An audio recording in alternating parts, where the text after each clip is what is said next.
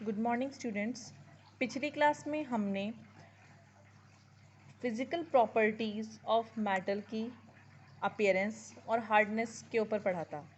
आज की क्लास में हम लोग इसकी सॉल्युबिलिटी यानी कि ये किस किस में घुलनशील है इसके ऊपर हम पढ़ेंगे। ठीक है,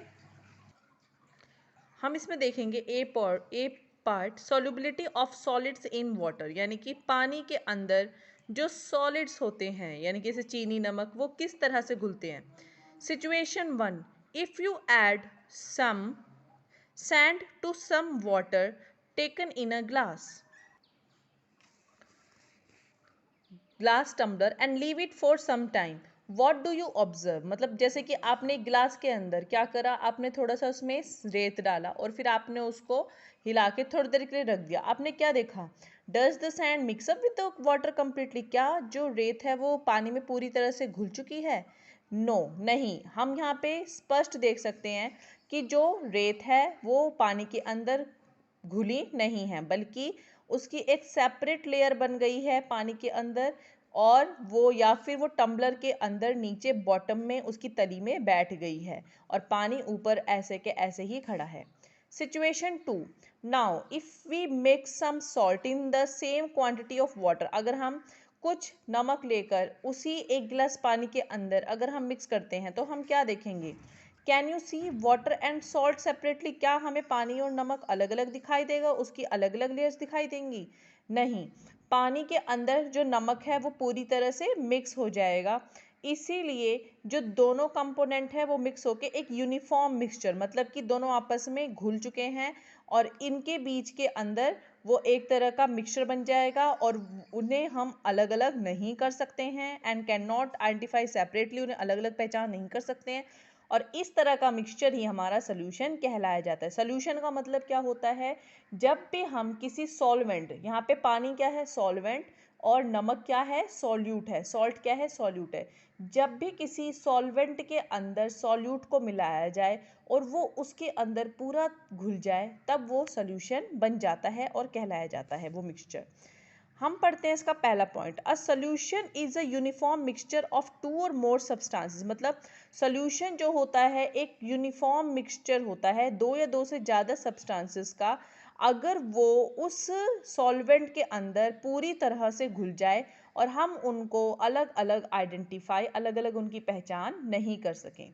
Second, the property of a substance to get thoroughly dissolved when add to another substance is called its solubility। मतलब कि जब हम क्या करते हैं, किसी भी जो सब्सटेंस, किसी भी जो चीज़ की जो प्रॉपर्टी होती है वो क्या करती है, वो अपने अंदर अपने आप को किसी दूसरे सब्सटेंस के अंदर डिज़ोल्व कर लेती है। जैसे पानी के अंदर डिज़ोल्व कर दिया तो वो क्या कहलाई जाएगी, उस सॉल्यूट की सॉल्युबिलिटी कहलाई जाएगी कि उसके अंदर वो कैसे घुल रहा है।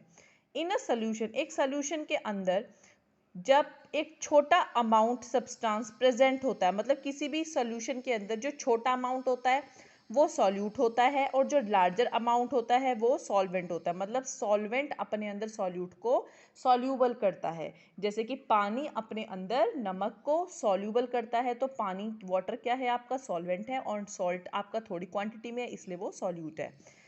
Substance which can dissolve completely in water are called soluble. जो सब्सटेंस पानी में पूरी तरह से घुल जाएगा वो सोल्यूबल बन जाएगा, जैसे नमक। Which can not dissolve in it are called insoluble. और जो पानी के अंदर नहीं घुल पाएगा वो क्या होगा आपका, इनसॉल्यूबल, जैसे कि सैंड, जैसे कि रेत। Water is called the universal solvent. Water, पानी एक हमारा यूनिवर्सल सॉल्वेंट है, क्योंकि आप देखोगे पानी के अंदर ज़्यादातर हर चीज़ें क्या हो जाती हैं, घुल जाती है, सॉल्युबल हो जाती हैं। Because it dissolve a large number of things in it, क्योंकि पानी के अंदर लार्ज नंबर ऑफ थिंग्स को हम डिजॉल्व कर सकते हैं।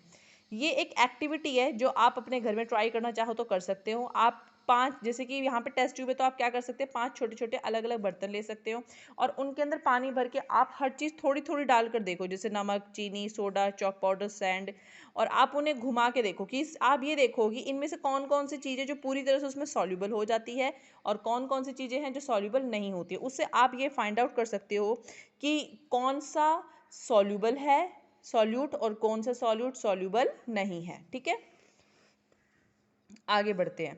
Solubility of liquid in water, यानी पानी के अंदर जो लिक्विड, जो तरल पदार्थ होता है उसकी सॉल्युबिलिटी। कुछ लिक्विड पानी के अंदर घुल जाते हैं, सॉल्युबल होते हैं, जैसे आप देखोगे दूध, ठीक है ना। The liquid which mix thoroughly with water, जो मतलब पानी के अंदर मिक्स हो जाती हैं, वो मिक्सिबल लिक्विड कहलाते हैं। जैसे दूध हो गया, विनेगर हो गई, ये अगर आप पानी में डालोगे तो मिक्स हो जाएगा। And those which do not are called immiscible, और जो पानी के अंदर नहीं घुल पाते हैं, जो इमिसिबल लिक्विड होते हैं, वो कौन कौन से होते हैं? जैसे तेल, तेल को आप पानी में डालोगे तो आप देखोगे तेल जो है वो अलग ही तैरता दिखेगा। कैरोसिन हो गया, पेट्रोल हो गया, ये पानी में नहीं घुलते हैं। These liquid form a separate layer, ये पानी के ऊपर एक अपनी अलग सी एक सतह, एक लेयर बना देते हैं। C, solubility of gases in water, पानी के अंदर जो गैस होती है वो कैसे यहाँ पे सॉल्युबल होती है? जैसे कि हमें पता है कि जैसे ऑक्सीजन गैस ऐसी है जो वाटर में बहुत अच्छी सॉल्युबल है। मोस्ट ऑफ द गैसेस, बहुत सारी गैसेस जो होती है इनसॉल्युबल होती है पानी में, लेकिन कुछ गैसेस सॉल्युबल भी हैं, और उनकी सॉल्युबिलिटी के कारण ही पानी के अंदर जीवन संभव हो पाता है। जैसे कि हाइड्रोजन, नाइट्रोजन, ये इनसॉल्युबल है, ये पानी में नहीं घुलती है, लेकिन जो ऑक्सीजन और जो कार्बन डाइऑक्साइड है ये सॉल्युबल होती हैं, इसीलिए जो जलीय जीवन है वो संभव हो पाता है। और इसीलिए ऑक्सीजन की मदद से पानी के अंदर रहने वाले जो जानवर होते हैं वो सांस ले पाते हैं, और जो पौधे होते हैं वो भी सांस ले पाते हैं। एक्वाटिक प्लांट भी अपना खाना बना पाते हैं कार्बन डाइऑक्साइड की हेल्प से। फोर्थ, फ्लोटेशन एंड हैवीनेस, यानी कि फ्लोटेशन का मतलब क्या होता है? मतलब जैसे कोई चीज़ तैर जाती है, फ्लोट हो जाती है। और हैवीनेस, भारीपन, हम कुछ एक्टिविटी से करके देखेंगे। जैसे कि सैंड है, हम जब रेत डाला तो रेत क्या है, वो नीचे बैठ गया, टेस्ट ट्यूब के नीचे बैठ गया, वो ऊपर क्यों नहीं आया? और इसी सिमिलरली जैसे तेल है, जब हमने तेल डाला पानी के अंदर यानी सॉल्वेंट के अंदर, लेकिन तेल, ऑयल जो है वो नीचे नहीं बैठा, वो पानी के सरफेस के ऊपर ही रह गया। ऐसा क्यों है? ऐसा मतलब हम क्यों, मतलब यहाँ पे देखते हैं दोनों में डिफरेंस, क्योंकि we say that sand sink in water, हम कहते हैं रेत पानी में डूब गया, जबकि ऑयल फ्लोट, यानी ऑयल जो है ऊपर पानी में तैर रहा है। ये क्यों होता है? This is because oil is lighter than water, क्योंकि तेल पानी से क्या होता है, हल्का होता है, and sand is heavier than water, और जो रेत होती है वो पानी से भारी होती है। इसीलिए जो चीज़ भारी होती है वो पानी में डूब जाती है, सिंक हो जाती है, और जो चीज़ हल्की होती है वो पानी के ऊपर तैर जाती है। इसलिए हम कह सकते हैं यहाँ पर कि if an object is heavier than water, अगर कोई चीज़ पानी से ज़्यादा भारी है तो वो डूब जाएगी, जबकि अगर कोई चीज़ हल्की है तो वो पानी के ऊपर तैर जाएगी।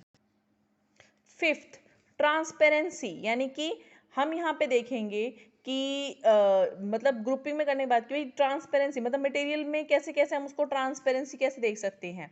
ट्रांसपेरेंसी का मतलब क्या होता है, पहले तो ये समझो। ट्रांसपेरेंसी एक ऐसी प्रॉपर्टी होती है जो हमें ये बताती है कि उसके अंदर से लाइट, उसके अंदर से प्रकाश पास हो रहा है या नहीं हो रहा है। अगर प्रकाश पास हो रहा है और अगर मैं आमने सामने की चीज़ अगर क्लियर देखी जाती है तो वो ट्रांसपेरेंट कहलाया जाता है। जैसे कि फॉर एग्जांपल, जैसे कांच का गिलास होता है, ठीक है ना। आप देखो कांच के गिलास में हम आर पार चीज़ देख लेते हैं, मतलब वो उसकी ट्रांसपेरेंसी है, ठीक है ना। जैसे पॉलीथीन होती है, कुछ पॉलीथीन में हम देख पाते हैं, कुछ में नहीं देख पाते, तो वो मतलब डिपेंड करता है अलग अलग चीज़ों का। तो वही हम पढ़ेंगे यहाँ पे क्या चीज़ है ट्रांसपेरेंसी। ट्रांसपेरेंसी जो होता है ये भी तीन तरह की होती है। सबसे पहले हम पढ़ते हैं ट्रांसपेरेंट मटेरियल, यानी कि ऐसा मटेरियल जो अपने अंदर से हमें क्लियरली कोई भी चीज़ दिखने के लिए अलाउ करती है, वो ट्रांसपेरेंट मटेरियल कहलाए जाते हैं। जैसे कि प्लास्टिक, ग्लास, कांच, हवा, साफ पानी, ये ट्रांसपेरेंट होते हैं। इसके अंदर हमें आर पार क्या है वो एकदम साफ दिखता है। जैसे हम लोग आई ग्लासेस पहनते हैं, उसमें हमें साफ दिखता है। फिर second, the material that allow us to see through them partially are called translucent material, मतलब वो मटेरियल जो अपने अंदर से हमें पार्शली धुंधला धुंधला सा हल्का हल्का दिखाई देने के लिए अलाउ करते हैं, वो ट्रांसल्यूसेंट होता है। जैसे कि फ्रोस्टेड ग्लास, आपने देखा ना कई जगह घरों में ऐसे कांच लगे होते हैं जिसमें हल्का हल्का मतलब कि डॉट डॉट होते हैं, उसमें हम प्रॉपर नहीं देख पाते पर उसमें हम हल्का हल्का देख पाते हैं। टिश्यू पेपर हो गया, हमारा बटर पेपर हो गया, या फिर फॉग हो गई, स्मोक हो गई, इसमें हम हल्का हल्का देख पाते हैं। Third, the materials that do not allow us to see through them at all are called opaque material, वो मटेरियल जो अपने अंदर से हमें देखना अलाउ नहीं करते हैं। जैसे कि वुड, लकड़ी के हम आर पार नहीं देख सकते, कंक्रीट यानी सीमेंट के आर पार नहीं देख पाते, मेटल के आर पार नहीं देख पाते, तो ये सारे के सारे आपके क्या हैं, ओपेक मटेरियल हैं। तो यहाँ पर भी हमारा मतलब ये यहाँ पे हमारा स्टॉप नहीं होता है जर्नी, जब हम बड़ी क्लास में जाएंगे तो हम इसके बारे में और डीपली पढ़ेंगे, ठीक है। Thank you class.